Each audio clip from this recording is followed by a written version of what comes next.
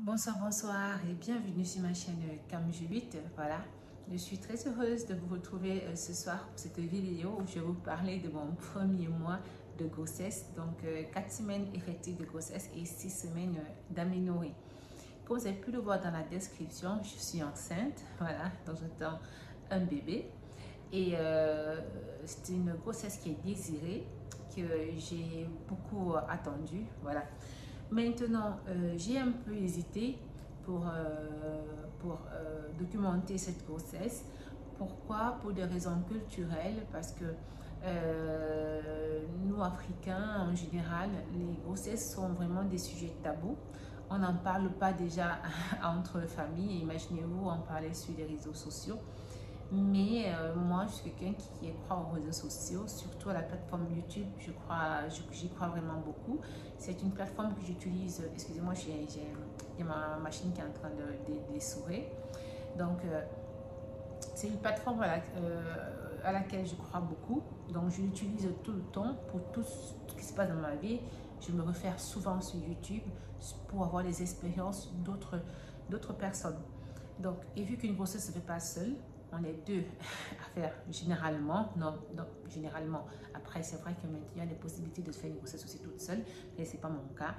Donc, il faut voir comment gérer ça, si ça ne va pas entacher dans la privacy de l'autre personne et tout le reste. Bon, donc j'ai eu le temps de cogiter dessus et j'ai décidé que je vais documenter cette grossesse, mais je vais la publier. Vraiment, les vidéos que je vais tourner, je vais les publier au moment où je me sentis vraiment sûre de moi ou quand je penserai, quand pour moi ce sera le bon moment. Mais je vais quand même le publier parce que comme vos vidéos, les vidéos d'autres femmes sur YouTube à moi servent pour pouvoir avoir des idées supplémentaires, pour pouvoir des fois me reconforter et tout le reste, je pense qu'il est juste aussi que je donne ma part de participation et que je puisse aussi aider quelqu'un d'autre qui serait en train de passer aussi les mêmes doutes et qui aurait aussi besoin de se tranquilliser.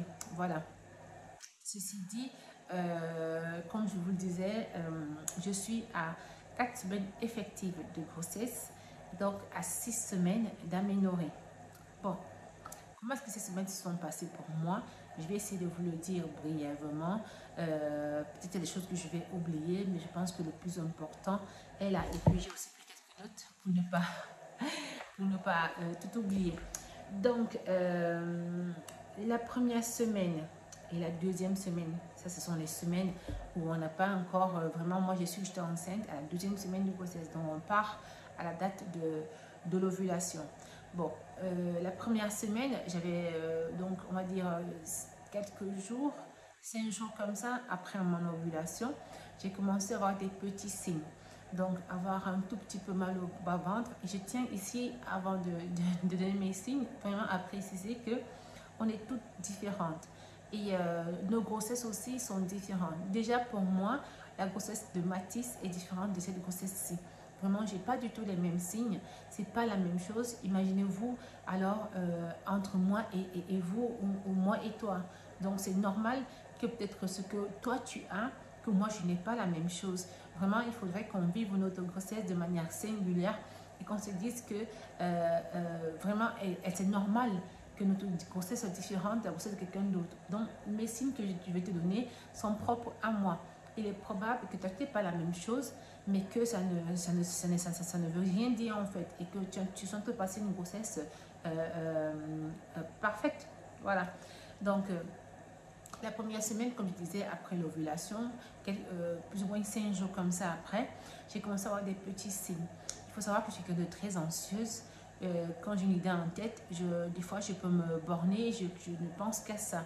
Et vu que c'était pas mon premier essai bébé, pour ce round, c'est mon premier essai bébé qui a fonctionné, mais l'année dernière, j'avais déjà fait des essais bébés et à chaque fois que je teste, je commence à avoir en moi que des signes de grossesse.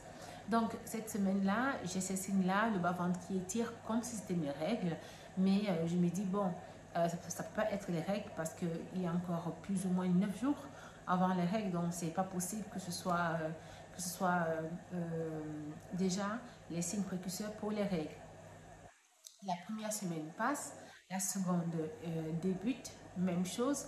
J'ai toujours le mal au bas-ventre, toujours des étirements type règle, des picotements aussi, tantôt à gauche, tantôt à droite. Après, je me dis, bon, normalement, si j'ai ovulé juste d'un côté, ça doit picoter plus d'un côté. Pourquoi ça picote à gauche et à droite? Bon, je, je me pose des questions, j'essaie un peu d'observer plus. Cette semaine-là, j'aurai un bouton de règle qui va sortir là, comme d'habitude, mais on est toujours à 6 jours, 5 jours avant les règles. Donc, c'est pas normal. Moi, mes signes sont plus ou moins à la période des règles et mes douleurs bas-ventre sont le même jour des règles. Voilà. Le bouton de règle sort. Euh, mal au bas-ventre. Je pense avoir aussi un peu mal au dos. Voilà. Un peu de douleur au dos. Et c'est tout pour le début de la deuxième semaine. Vers la fin de la deuxième semaine, donc j'ai fait mon premier test, c'était un jeudi. Et ce jeudi, j'ai fait le test. Pourquoi? Parce que je me réveille dans la nuit, je fais pipi plusieurs fois. Je me dis, ça, c'est pas normal. Moi, même si je bois de l'eau le soir, je me réveillais le matin très tôt, à 6 heures du matin, je vais faire pipi. Mais là, je me suis levée 2 fois pour aller uriner. Je me suis dit, je vais faire le test de grossesse et tout. Ce que j'ai fait, et vous le voyez dans la vidéo que j'ai publiée pour ma découverte de la grossesse. Je fais mon test de grossesse jeudi, j'en refais un autre vendredi. Je fais le Clear Blue parce que Clear Blue arrive de Amazon. Je vais acheter le test qu'on m'a livré vendredi. Je fais mon test de Clear Blue qui est positif, donc je vais laisser une image là. J'appelle le centre de santé. Ici, on a un système sanitaire qui veut que quand tu es enceinte, si tu veux faire des examens gratuitement, dont les examens principaux, voilà, et les 3 échographies qui sont prévues, tu peux les faire gratuitement et tu dois prendre cet agenda-là qu'on appelle l'agenda vert. Donc, tu vas le récupérer et pour le récupérer, il faut appeler et réserver. Donc, ce vendredi-là, qui n'est pas encore ma date des règles, hein, parce que mes règles doivent arriver dimanche. Donc, vendredi, il fait le Clear Blue. Le Clear Blue est clair, il est net, il est précis. Il me dit enceinte 1 à 2 semaines.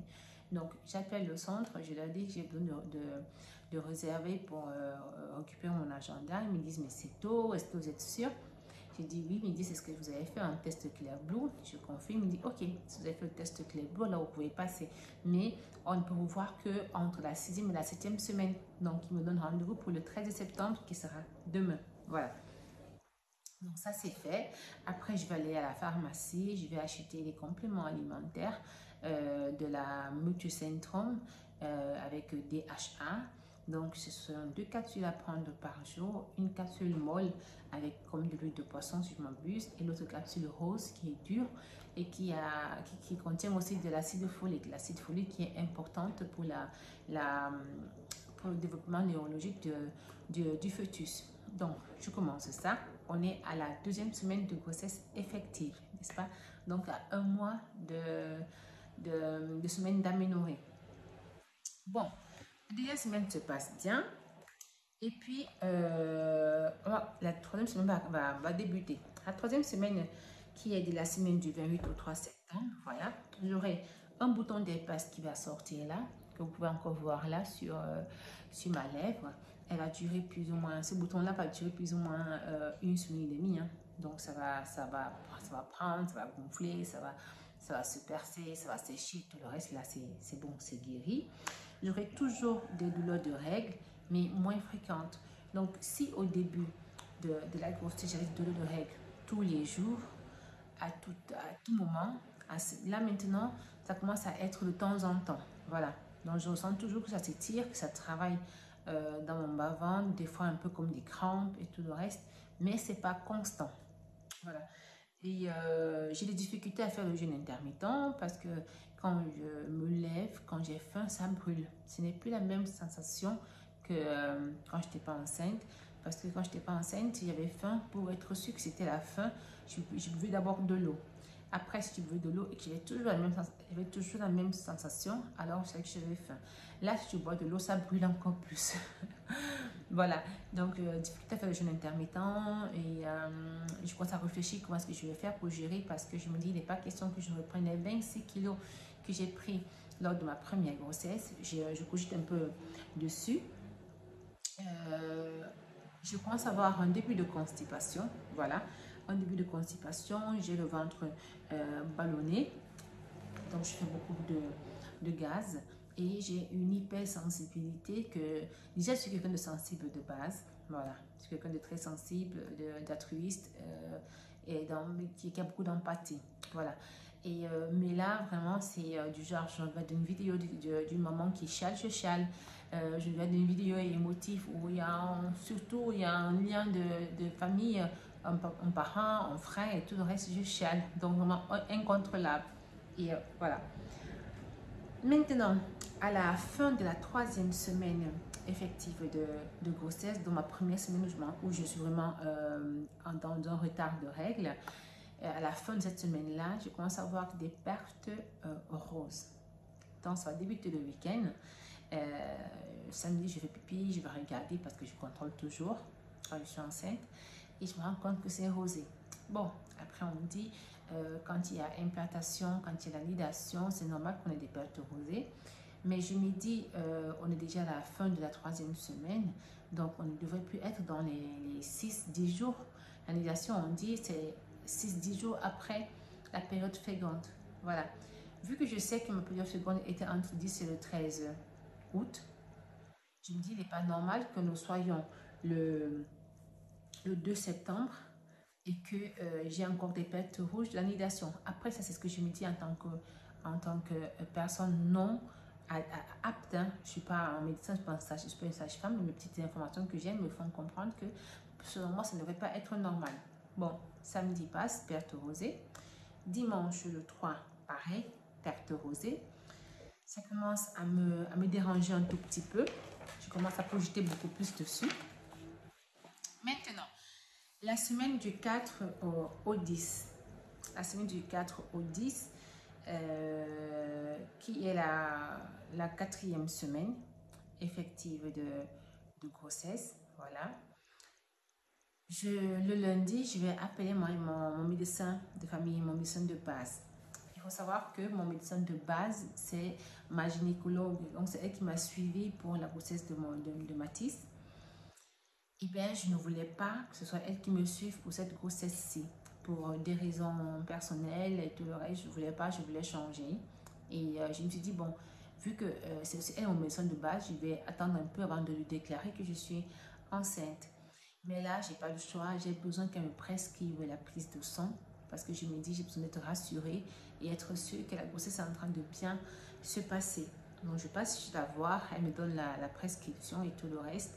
Et le lendemain, donc mardi 5, je vais faire ma prise de sang. Je fais la prise de sang, je retire les examens, le résultat dans l'après-midi en ligne. Je récupère, j'avais une valeur, je crois, de 20 803 de valeur de l'hormone HCG. L'hormone HCG, c'est cette hormone-là que le placenta produit quand une femme est enceinte. Voilà.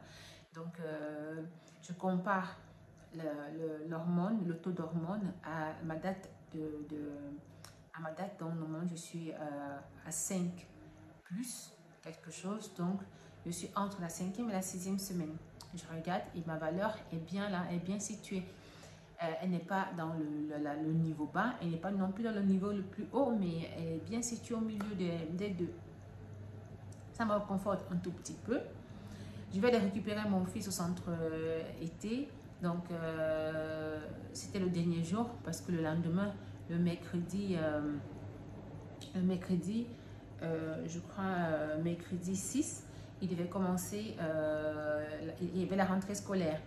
Donc, je vais le prendre pour le dernier jour de centre d'été. Et pendant que je fais ma manœuvre pour sortir du parking, je vais casser mon rétroviseur arrière, ma vitre arrière. Maintenant, comment est-ce que j'ai cassé tout le reste, ça serait long à expliquer. Il y avait des bâtons sur un chariot parce que savoir que c'est des, comment on les appelle en français? C'est des agriculteurs qui ont aussi des animaux, voilà. Et ils avaient un chariot juste devant le parking où ils ont mis le foin. Et c'est vraiment sur un chariot fait vraiment à l'ancienne des manières avec des fers, des barres de fer gros comme ça. et dur, vraiment avec du fer massif. Et il y avait une petite barre qui débordait en haut et un petit angle qui débordait en bas. Moi, j'ai une voiture de 2007, donc il n'y a pas le signal qui te dit qu'il y a un obstacle. Moi, je fais juste avec les rétroviseurs et tout. Et celui que je visualise, c'est seulement celui du haut. Moi, je vais braquer pour sortir du parking. Et quand je vais braquer ma roue, la petite barre de fer qui déborde en bas va entrer on appelle ça, dans mon coffre. Il va plier carrément tout le fer et ça va faire ça va déformer le support de la vitre, ça va exploser, vraiment une explosion de film, je peux vous assurer. Pourtant, je n'étais pas en vitesse, vraiment, j'étais en train de manœuvrer. Le choc était tellement, je pense, fort que ça va carrément tout exploser sur la voiture. Je vous laisse une photo là ou une vidéo, vous allez voir. Quand je me lève pour regarder ça, je suis en train de cogiter comment je vais faire. J'avais aussi ma copine qui était venue prendre sa fille. Et je sens un liquide chaud qui va descendre de mes jambes. Je me dis, ah, ça c'est pas bon ça. C'est vraiment un liquide chaud comme quand tes règles commencent. Voilà. Donc je vais aller, je vais demander à la dame si c'est dans des toilettes pour adultes. Elle me dit oui, je vais y aller. Et quand je vais nettoyer, je vais voir du sang. Ça va me casser le moral. Je vais commencer à chialer. Et les gens qui sont là, les parents qui sont là, vont penser que je suis en train de pleurer par rapport au matériel de la voiture. Pourtant, ça n'a rien à voir. Je suis en train de chialer ma vie, quoi. Je me vois en train de perdre déjà la grossesse. Ma copine va être très gentille, elle va prendre Mathis, elle va le ramener chez elle, elle va me dire, toi fais ce que tu peux, mais moi je gère l'enfant et tout le reste, t'inquiète pas. Donc, le temps de voir ce que je vais... Voilà, j'ai zappé une étape. Quand j'ai récupéré mes examens, j'ai appelé ma gynéco. Je lui ai donné le taux d'hormones que j'avais et tout le reste. Et je lui ai parlé des pertes rosées. Elle m'a prescrit le Progéfique 200, qui sont des ovules à mettre par voie vaginale. Et aussi, elle m'a demandé de prendre le Progéfique et elle m'a encore prescrit une autre prise de sang à faire la semaine d'après. Voilà. Donc, juste après, dans la soirée, j'ai cet accident-là et je commence à perdre du sang. Donc, je vais l'appeler. Je vais lui parler du fait que je suis en train de perdre du sang et tout le reste. Je l'appelle, je suis en pleurs et tout. Elle me tranquillise, mais elle ne me tranquillise pas selon moi de la manière que j'aurais envie. J'aurais eu envie qu'elle me dise, t'inquiète pas, peut-être c'est rien du tout, va à l'hôpital. C'est juste quelque chose de passager, mais elle me reconforte plutôt dans l'idée que c'est pas grave, c'est pas bien grave, ça arrive à beaucoup de femmes de perdre la grossesse au début comme ça, on a un début de grossesse, c'est mieux que ça arrive maintenant que plus tard et tout le reste.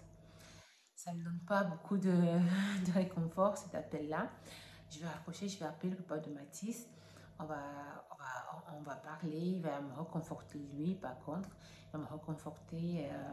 Je ne vais pas entrer dans le détail de la conversation, mais quand je raccroche avec lui, je me dis, bon, si Dieu décide ainsi, je ne peux pas faire grand-chose. Je vais aller avec la voiture chez le carrossier, c'est pas une action dit ça en français. On va prendre rendez-vous pour qu'il nettoie, qu'il mette un papier, du plastique au moins pour pouvoir couvrir pour qu'on ne prenne pas froid quand je conduis, le temps qu'il trouve la pièce pour changer le coffre. Je rentre à la maison, je prends mon bain et je me protège, je mets une garniture. Je passe même à magasin pour acheter les garnitures parce que j'en avais plus. Quand je suis tombée enceinte, je me suis dit, bon, j'avais plus besoin. Donc, j'en avais peut-être 2 à la maison et c'est tout. Donc, je passe à magasin, je vais acheter un paquet de garnitures parce que lui, c'est foutu. Je me lave, je me protège, je reste un peu allongée et puis je vais aller récupérer Mathis chez ma copine. Quand je vais arriver chez ma copine, je me rends compte que je ne suis pas en train de saigner.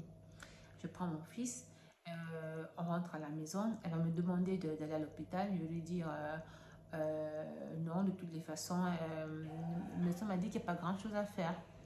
Mais le fait que je me rends compte que je ne suis pas en train de saigner dans la nuit, ça va commencer à cogiter dans ma tête, je vais me dire, écoute Julie, peut-être qu'il y a quelque chose à faire, peut-être que tu peux encore... peut-être que tu peux te faire visiter, on peut faire quelque chose, peut-être que c'est juste une situation anormale, on peut peut-être encore récupérer. J'ai espoir Donc le lendemain que Mathis devait commencer l'école maternelle, elle devait commencer la seconde année de l'école maternelle, je ne vais pas l'amener à l'école, je vais le ramener au centre d'été qui est encore ouvert et je vais aller aux urgences. Donc mercredi 6, je vais aux urgences, je me fais consulter par une gynécologue vraiment la plus sympathique que j'ai jamais eue de cette vie. Voilà, sympa, drôle, qui va me faire un peu passer le stress, parce que quand j'arrive, je suis très stressée, j'ai peur et tout le reste. Elle va me faire le doigté. Donc avant de faire l'examen gynécologique avec me faire l'échographie transvaginale, elle va me faire le doigté. Quand elle va faire le doigté, désolé si c'est des discours un peu dégueux, mais c'est bien expliqué pour qu'on puisse comprendre. Quand elle va mettre le doigt, elle va retirer et les doigts seront totalement tachés. Voilà. Moi, je vois du sang, mais elle me dit c'est du vieux sang. Elle me dit, écoute, c'est vrai qu'il y a du sang, mais c'est un vieux sang. C'est sûrement, elle me dit, c'est une hypothèse, c'est sûrement du sang qui a coulé quand il y a eu la nidation, qui est resté dans ton utérus, que ton corps est en train de, de rejeter, en fait, de faire sortir, parce que ça ne peut pas rester là. C'est pour ça que tu vas voir que c'est du sang qui est sombre. Tu vas voir, ça ne sera pas rouge vif. Tant que ce n'est pas rouge vif, il ne faut pas t'inquiéter. C'est ce qu'elle va me dire. Après ça, elle va me faire l'examen au-dessus. Après les doigts, elle met la petite sonde là pour faire l'échographie. Elle va regarder, elle va voir, il y a bien une poche. Voilà, je vous fais voir ça.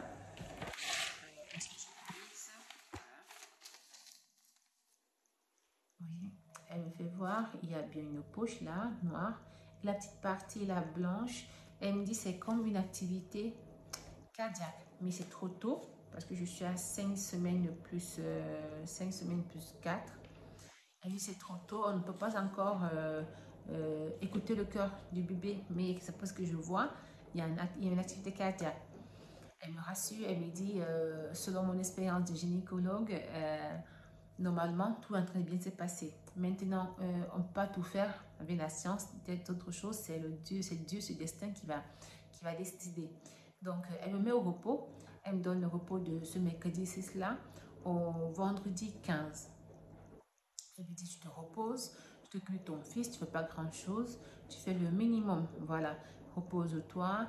Elle me represcrit la même ovule que mon médecin, mon gynéco m'avait prescrit le jour d'avant, que je n'avais pas encore acheté parce que quand j'allais prendre mon fils, j'ai eu mon accident.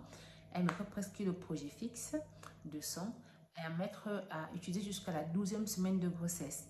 Elle me dit, tu vas à la maison, tu te reposes, si ça se reproduit, si tu vois du sang rouge vif, tu n'hésites pas à revenir. Je vais rentrer avec un peu d'espoir de cette visite-là. Désolée, je serai un peu longue parce que j'ai besoin que, selon moi, ça doit être compris, qu'on puisse comprendre le déroulement de la chose. Voilà. Donc, je vais au parc avec ma copine, Elisa, si tu passes par ici. Merci pour tout ce que tu as fait et que tu fais toujours. Voilà. Donc, on va au parc avec nos enfants et je m'assois parce que je ne veux pas rester debout. On cause, elle essaie de me rassurer. Elle me dit qu'elle aussi a eu des choses pareilles. On parle de tout et de rien. J'ai faim, mais je n'ai pas envie de cuisiner. Je ne vraiment pas la tête à ça. Je me dis, bon, je vais aller manger un hamburger avec mon fils qui aime bien ça. Mais dans un pub, parce que moi, un hamburger de McDonald's, c'est pas trop mon fort. Donc, on va se saluer, je vais aller au pub, je vais commander. Après, j'ai envie de faire pipi, je vais aux toilettes pour faire pipi. Bim, encore du sang. Et cette fois-là, c'est pas du sang sombre, du sang assez rouge vif selon moi. Mon moral, de nouveau, à zéro. Du coup, j'ai plus faim, j'ai faim, je suis nerveuse et tout le reste. Après, je me dis, mon fils, il n'a rien fait pour mériter ça. Il sait qu'il va manger son hamburger, autant mieux que je ne lui bousille pas la soirée en tout cas. Donc, je ne vais pas voir ça, je m'assois, on va manger. Moi, je vais manger beaucoup parce que quand je suis nerveuse ou quand je suis anxieuse, je mange plus qu'il en faut. Parce que je mange, je ne ressens même pas ce que je mange en fait. C'est vraiment juste le mouvement de mâcher. Je termine on finit de manger, je rentre et je vais me laver. Je vais me coucher, je vais remettre la garniture et je mets mon ovule. Le matin, je me lève, il n'y a plus de sang rouge, mais des pertes marron. des pertes marron avec comme des débris. Voilà, je vais être un peu plus explicite, comme ça arrive à quelqu'un d'autre qu'elle puisse peut-être comprendre. Donc, il y aura des pertes marron et avec des résidus, comme si vraiment la paroi utérine était dégradée et mon corps était en train de rejeter cette paroi-là. Bon, maintenant, comme le gynécologue m'a dit, sûrement c'est quand l'œuf s'est fixé, s'est implanté, il a creusé et c'est cette partie-là qui a été creusée qui est en train de partir. C'est ce que je me dis pour me donner la force aussi, n'est-ce pas, d'avancer. Donc, mercredi, c'est comme ça. Jeudi matin, il n'y a rien. Vendredi, toute la journée, que des pertes de couleur marron. Au niveau des symptômes, qu'est-ce que j'ai? J'ai les seins qui commencent à devenir vraiment lourds. Je ressens que j'ai des seins lourds. Les tétons ne sont pas particulièrement douloureux, c'est sensible, mais pas quelque chose de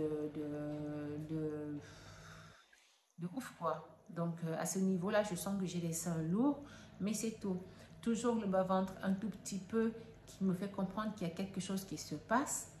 J'ai mes cicatrices de la dernière césarienne qui se réveillent. Voilà. Donc, si je me couche sur le côté, j'essaie de me lever sans faire attention, ça va me faire ça. Fait comme si on a passé une lame à cet endroit-là. Ça va faire comme si on a passé une lame à cet endroit-là.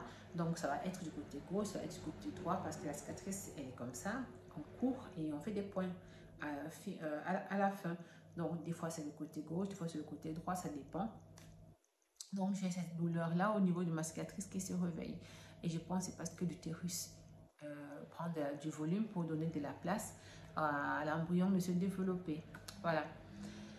La nuit de vendredi à samedi, je fais pipi, je me nettoie. Qu'est-ce que je vois? Du sang. De nouveau du sang, comme la journée de mardi. Parce que mardi, quand je me lève pour aller regarder la voiture, je sens le sang qui coule. Par contre, mercredi après la visite, je vois du sang vif. Voilà, je voulais dire, sûrement le sang vif de mercredi a été aussi quelque chose dû à l'examen. Parce qu'on dit que quand on est enceinte, on a beaucoup de vaisseaux au niveau de notre utérus. Donc, après une visite gynécologique, il est probable, il est possible d'avoir des pertes. Donc, à ce moment-là, je me dis, c'est sûrement dû à ça, ce mercredi-là. Bon, jeudi passe, vendredi, et puis vendredi, comme je vous ai dit, je fais pipi. Non, je suis en train de travailler à la maison, je ressens encore du sang, du liquide chaud entre mes jambes. Je fais pipi, je vois qu'il y a du sang, n'est-ce pas, avec comme des petits cailloux, pas vraiment des cailloux, mais vraiment des résidus de sang, du vieux sang quand même. C'est pas du sang vif. Après, quand on est dans l'anxiété, vraiment, on confond tout.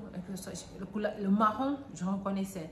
Mais quand c'était rouge, pour moi, rouge, c'est rouge. Donc, ça m'inquiétait encore plus. Samedi matin, je me lève, rien du tout. Dimanche, rien du tout. Lundi, qui était la journée d'hier, encore un peu de sang. Alors, je prends le numéro du gynécologue de ma copine parce qu'elle m'en a toujours bien parlé et tout le reste. Je l'appelle, je prends rendez-vous. Il me donne rendez-vous pour demain. Donc, il me donne rendez-vous pour le 13, dans l'après-midi. Après que j'ai eu cette perte de sang là, le lundi matin, dans la soirée de lundi, il n'y a rien eu. Aujourd'hui, on est mardi 12. Je n'ai pas eu de perte de sang vif. Mais toujours des pertes quand je me nettoie marron avec comme des résidus. Voilà, donc je suis arrivée à la fin du récit de cette période. Je peux vous assurer que c'est pas de tout repos. C'est pas un début de grossesse selon moi que une femme souhaite. Voilà, c'est vraiment la peur tous les jours de perdre le bébé. Pour moi, chaque perte est une perte, est une possibilité de fausse couche.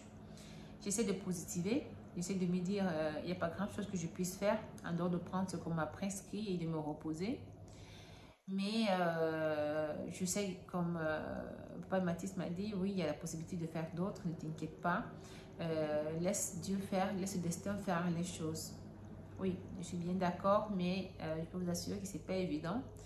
Moi, je pense déjà à ce fœtus-là, cet embryon-là, comme étant déjà un bébé.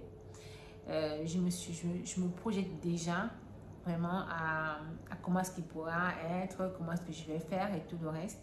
Donc, c'est difficile pour moi de me détacher de cette grossesse. C'est difficile pour moi de penser que je peux lever demain matin et que ce soit plus là. Vraiment, ça me chagrine, ça me fend le cœur de penser à ça. Mais bon, je croise toujours les doigts. Je me dis que cette petite chose-là, voilà, va tenir bon. Je lui dis, tiens bon, fais ce que toi tu peux et moi je vais faire le reste. Voilà. Demain, je me visite chez le gynécologue. Je vais lui expliquer ce qui se passe. Le matin, déjà, je vais aller prendre mon agenda. Je vais essayer de vous filmer ça. Et dans l'après-midi, à 16h40, je vais rendez-vous chez le gynécologue. J'espère que je vais rentrer de là avec des informations positives et que ça va me faire passer peut-être à une autre étape. Ce que je souhaite pour ce second mois de grossesse effective, c'est d'avoir moins de stress, moins d'anxiété, n'est-ce pas? J'espère que ces saignements vont s'arrêter et que je vais pouvoir être un peu plus tranquille. Bon, tout ça, c'est juste des souhaits et des choses que je me souhaite à moi-même, en fait. Bon, j'espère que je n'aurai pas plombé le moral à d'autres femmes, mais c'est vraiment la réalité de ce qui est en train de se passer. C'est pas un début de grossesse serein pour moi, mais j'ai la foi. Quand je vois du sang, ça me casse le moral, mais après je n'en vois plus. Donc, je me dis, peut-être que ça va le faire. Comment est-ce que je suis maintenant au mois de grossesse? Je vais vous faire voir là une petite vidéo que je vais faire de mon ventre. Je trouve que mon ventre a pris un peu de forme. Peut-être parce que c'est ma première grossesse. Je suis quand même à 1 mois et demi. Voilà, actuellement je suis à 1 mois et demi. Donc, c'est pas que mon ventre a déjà pris la forme d'une femme enceinte, mais je suis gonflée. Je suis gonflée, il y a des choses, je n'arrive plus à mettre mes vêtements d'avant grossesse. J'ai un pantalon qui était grand, voilà, c'est celui-là que je mets. Voilà, avant de terminer, niveau alimentation, franchement, depuis que j'ai mes pertes, je m'en fous un peu.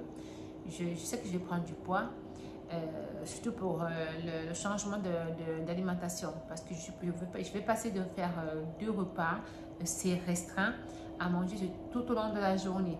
Ce que j'essaie de faire vraiment, c'est de manger sainement et de manger équilibré. Voilà, donc le petit changement va faire en sorte que je prenne sûrement du poids, mais je pense que ça va se stabiliser. Donc, trêve de bavardage. Je vous remercie si vous avez regardé ma vidéo jusqu'ici.